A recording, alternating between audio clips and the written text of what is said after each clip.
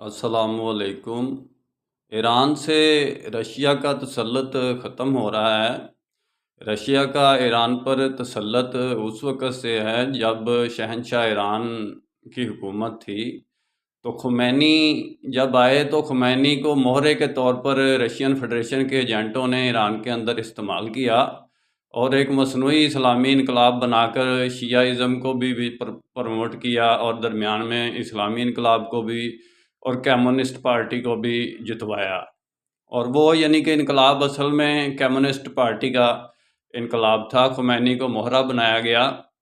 अब वही ईरान जो है उसमें वही दोबारा यानी कि शाह के पार्टी के लोग आ रहे हैं और इससे ये तवक्को की जा सकती है कि वो क्योंकि अमेरिकन नवाज था शाह जो, तो रशियन ब्लॉक के ख़िलाफ़ था, तो रशिया को यानी कि वो चाहता था कि सेंट्रल एशियन स्टेट्स को भी मिला के ईरान को मिला के पूरा मुल्क फ़ारस बनाया जाए, पहले वाला जो नबी मोहतरम के दौर में था।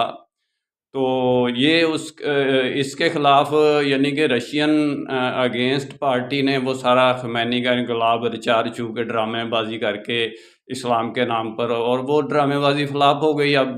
अब वो इनकलाब यानी कि समझ लें कि अमेरिकन नवाज स्टेट्स इस्लामी कंट्री में ज़्यादा प्रोड्यूस हो रही हैं और रशिया फेल हो रहा है। रशियन फेडरेशन यूक्रेन में कामयाबी बज़ाहिर नज़र आ रही है, लेकिन पूरी दुनिया में एक पासा पलट रहा है एक पॉलिटिक्स का।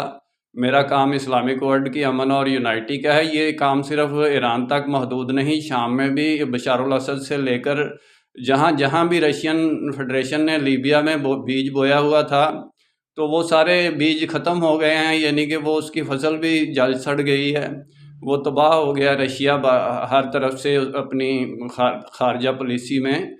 तो अब सिर्फ उसकी ज़रा सी यानी कि वो दुम बाकी यूक्रेन में रह गई है, वो भी इंशाल्लाह ख़त्म हो जाएगी, क्योंकि इसमें इस्लामिक वर्ल्ड का फ़ायदा है।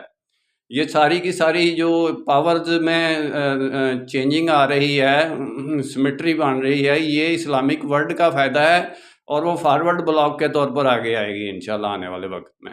मेरा काम इस्लामिक वर्ल्ड की अमन और यूनाइटी का है, निस्बत वहदत खिदमत खैर के साथ। अल्लाह हाफ़िज़।